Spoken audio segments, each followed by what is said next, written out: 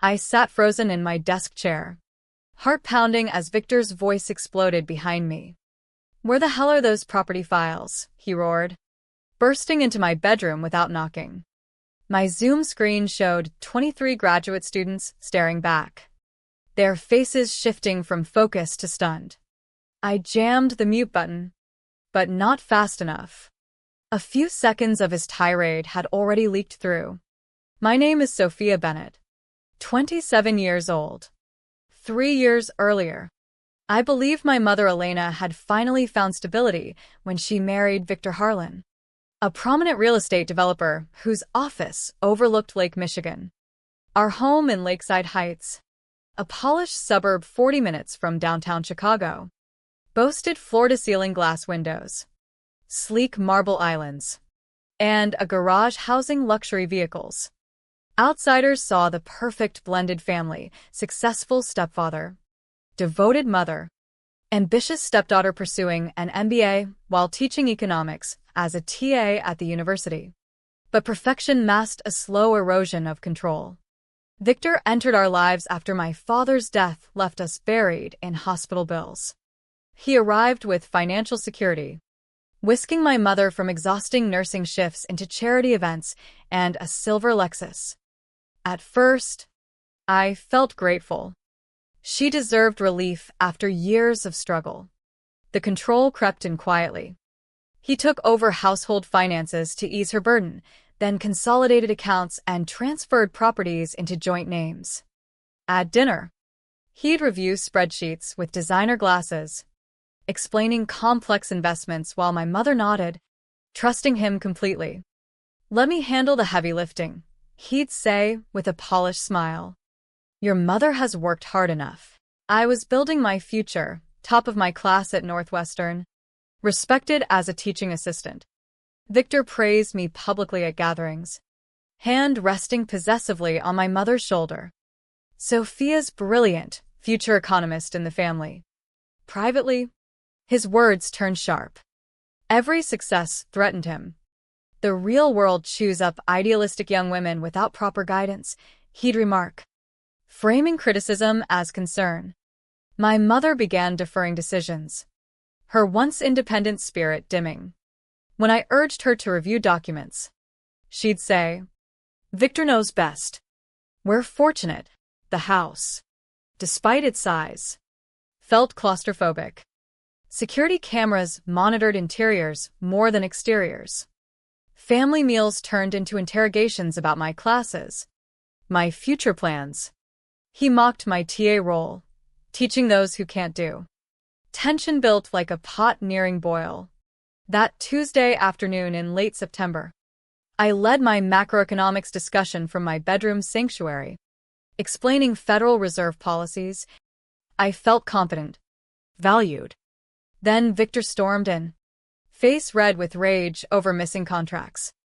I muted frantically, signaling students to review slides.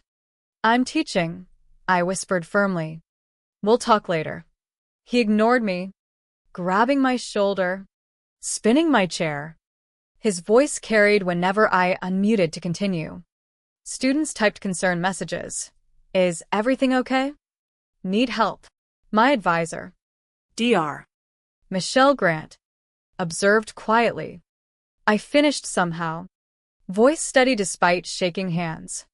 After students logged off, Dr. Grant stayed. "Sophia, are you safe?" Her kindness cracked something inside me. She emailed resources, hotlines, legal aid. "You're not alone." That night, Victor acted normal at dinner, but his calculating glances promised consequences. I barely ate, mind racing. 23 witnesses and a professor had seen the mask slip. For the first time, I realized I had proof of the suffocation. That night, I began planning. I wouldn't stay silent anymore. The weeks after intensified the pressure. Victor tightened surveillance, new locks, monitored calls. He pushed my mother to sign more papers, powers of attorney, transfers. When I suggested legal review, his eyes turned icy. questioning my intentions. Their late-night arguments left my mother avoiding my gaze. I documented everything in a hidden journal, dates of outbursts, signed documents, isolation tactics. Victor wasn't merely domineering, he dismantled independence methodically. The facade hid something darker. I sensed it building toward explosion. But I never imagined my next step would uncover crimes far beyond family control. 3 weeks after the Zoom incident, Victor returned home drunk from a failed deal. Rare for a man of iron discipline, but frustration loosened his control. He collapsed snoring in his recliner, silk tie undone. My mother attended her limited book club. I had time. The keys glinted in his jacket. Heart hammering, I slipped the safe key free. His office shrine, framed deals, official photos. Mahogany desk felt ominous. The safe opened to cash. Jewelry. Documents. Beneath deeds lay a confidential folder from his firm. Harlan Realty Partners. Wire transfers chilled me. Millions moving from HRP to shell companies, Great Lakes Holdings, Liberty Ventures, then offshore to Cayman and Cyprus accounts. Over 80 million in 18 months. My mother's signatures appeared on authorizations she never understood. Victor had made her complicit in what screamed money laundering. Deeper. A photo showed Victor toasting with shady consultant Marcus Reed and Judge Margaret Ellis, who ruled favorably on his bids. Architectural plans for waterfront projects hinted at rigged contracts. My phone captured every page silently. Handwritten ledgers detailed bribes, coded payments matching public records of officials' sudden luxuries. Car headlights snapped me alert. I replaced everything precisely, slipping back to my room as my mother checked on Victor. Sleep evaded me. Organizing photos. The scale horrified. Not just abuse, but federal crimes trapping my mother unwittingly. Dr. Grant's email echoed. This exceeded domestic issues. It demanded justice. Morning brought Victor's haggard scrutiny. Up late. Sophia? Grading, I replied evenly. He offered a firm position post-graduation. Keep family close. Trap obvious. Total control. Possible further complicity. I declined politely. His jaw tightened, threat veiled. Your mother worries about you alone. Escalation followed. New locks. Password changes. Sudden appearances. He slid an employment contract across dinner. Generous salary, but ironclad NDA. Tracked assets. Severe penalties for disclosure. Smart families plan ahead, he said, urging my mother to agree. Her trembling hands betrayed fear. Later. Overheard argument. She's a liability. She knows too much. I messaged Dr. Grant. Bigger than abuse. Need help. She arranged meeting with Ryan Ellis, former student specializing in financial crimes and whistleblower protection. In his modest office, Ryan reviewed evidence gravely. Solid. But we need proof of coercion, emails, recordings, mother's ignorance. He sketched protection, timeline documents, secure mother's assets, possible custody. Wait hit. This meant war. Victor called a family meeting in his office. He presented new powers of attorney for protection in uncertain times. As my mother hesitated, I urged review. Victor revealed hidden camera footage of my safe visit. Spying? Violating trust. He gave ultimatum. Sign NDA. Join firm. Or leave penniless. Disowned. With mother framed via signatures. I recorded secretly. Option 3 exists, I said quietly. Leaving with backpack that night. Staying with Dr. Grant. We refined strategy with Ryan. Psychological warfare intensified. Victor monitored relentlessly.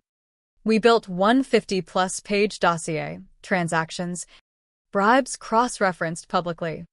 Ryan contacted FBI agent Carla Mendoza, financial crimes expert. Meanwhile, I prepared MBA presentation under special circumstances via Zoom. Mother's hidden therapy records, Dr. Rebecca Lynn, documented coercion, key for victim's status. I intercepted her post-appointment, revealing evidence. Shock drained her face, but she agreed to release records. Acting normal. 2 weeks of tension, compiling proof, fearing discovery. Victor suspected, time ran short. Sunday night before action.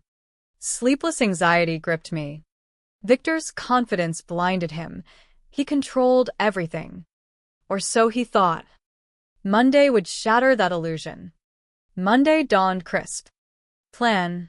Mother leaves for dental. Actually meeting Ryan for protection docs. I start early Zoom presentation. FBI raids at 10 a.m. But Victor canceled her appointment, suspiciously. From Dr. Grant's. I watched security feed I'd installed. He cornered her. Lying about loyalty? I pivoted, sent presentation link to Victor's email. You'll want to see this. He pulled it up mockingly. My face filled his screen. Today, corporate fraud in real estate. A case study of Harlan Realty Partners. Victor's rage erupted. You little. Mother pulled free. Slides revealed public statements, masking laundering. Photo with judge and consultant. Rigged bids. Your lawyer's cooperating with FBI. I stated strategic bluff. His face paled. Sirens neared. Viewers swelled, classmates. Faculty. Dean. Chicago Tribune reporter Dr. Grant quietly invited. Over 200 watched live as I detailed wire transfers. Shell companies. $80 million. Victor panicked. Typing deletions futilely. Banks flagged Monday transfers. FBI pounded. Open up. Through feed. Agents swarmed, handcuffing him in kitchen. Money laundering. Wire fraud. Racketeering. As led past laptop. I showed forged signatures timeline. Mother's coerced appointments. Victims. Small businesses. Communities. My mother abused unknowingly. Victor snarled at camera. You destroyed everything. No, you did. I documented. Mother appeared. I didn't know. Agents process scene. Classmates gasped. Reporter typed furiously. Dr. Grant. Extraordinary. Department chair congratulated MBA completion. Field research. Media firestorm followed. MBA students' Zoom thesis defense takes down Stepfather's empire. Video hit millions views. FBI froze assets. Audit revealed near $90 million fraud over years. Partners. Judge arrested. Domino effect. In Ryan's office. Agent Mendoza confirmed. Mother victim via therapy records. Victor's lawyer flipped immediately. Bail denied. Detention until trial. Mother spoke publicly. If controlled, isolated. Signing blindly, get help. You're not alone. We reclaimed house, legitimate pre-crime purchase. She trashed wedding photo. Planned sale. Investigation uncovered wider network, organized crime links. Trial loomed. Empire crumbled. Bankruptcy. Revoked memberships. Removed honors. 3 months later. Victor pleaded guilty. 47 years. No parole for 25. No joy. Just closure. He'd stolen years. We reclaimed future. Tribune follow-up quoted classmates witnessing real-time justice. Dr. Grant. Knowledge without courage meaningless. Mother healed via open therapy. Rebuilt friendships. Dated cautiously. Financial advisor respecting autonomy. I joined Ryan's practice aiding financial abuse survivors. Letter from prison. You became ruthless like me. Shredded. Difference clear. He harmed with power. I healed with truth. Sentencing day. Cold February. Victims testified. Lost businesses. Stolen funding. Mother last. You took my life. Doubt. Independence. But my daughter built truth's case. Silence enables abuse. Courage acts despite fear. I forgive, not for you, but to free myself. Courtroom silent. Agent Mendoza. Presentation now FBI training case study. States drafting Sophia's law, mandating abuse reporting. Workshop teaching survivors. Document everything. Mother sold house. Bought cozy downtown spot. Volunteered shelter literacy classes. Testified Congress. Recovered funds distributed. She donated most to advocacy. News. 47 more arrests for my evidence. We did that, I told her. Her strength gave time to act. Distinguished Alumni Award. Youngest ever. Video over 50 million views. Inspiring global victims. Texas woman called. Watching you. Meeting lawyer tomorrow. Thank you. Understood then, not just stopping Victor. Proving predators fall when truth unmutes. Final prison note via cellmate. Terminal cancer. Seeks apology. Discarded after thought. His choices, no absolution needed. Died alone. We open Sandra, no. Elena Bennett Center for Empowerment that day, free counseling. Aid. Ribbon cut. Reflected on mute button hiding truth until courage spoke. Every voice matters. Refusal to stay silent most powerful. Driving home. Mother smiled. He thought he took everything, but proved our unbreakable strength. Scars remain, but triumphant. Perfect justice. Truth over control. What lingers? When does silence become complicity? How many empires fall if more choose to speak? In the quiet evenings now, Elena and I sit by Lake Michigan, watching waves. The control that once choked us feels distant, like a half-remembered nightmare. Victor's shadow lifted, revealing sunlight we'd forgotten. She drives her own modest car to volunteer shifts, signing documents only after careful reading, small acts of reclaimed power. I counsel survivors weekly, seeing echoes of our story in their eyes. Each documented receipt, whispered hotline call, builds quiet revolutions. The wider fallout continues. Multi-state arrests dismantled networks Victor enabled. Communities reclaim properties. Youth centers thrive anew. Sophia's law passes in 3 states, mandating advisors flag economic abuse signs, preventing unseen crimes. FBI training uses our case. One voice unmutes justice. DR. Grants classes now include ethics modules on courage. My award ceremony speech. Education arms us. Integrity deploys it. Humor emerges in retellings. Irony of defending MBA via real fraud bust draws chuckles amid gravity. Yet haunting question remains. How many Victor Harlans operate unchecked because victims stay muted by fear? Love. Dependency? Forgiveness? Mother chose it for liberation, not absolution. I chose precision. Truth exposing harm without cruelty. Difference defines us. Predators wield fear, survivors wield facts. As sun sets gold over skyline, Elena glances, stronger than imagined. Yes. One interrupted Zoom birth chain reaction, personal freedom, systemic change. If facing control, isolation, incomprehensible papers document, seek allies. Speak. Your on mute might topple empires. Save lives, including your own. The moral echo. Silence protects abusers. Courage protects futures. What choice will you make when pressure builds?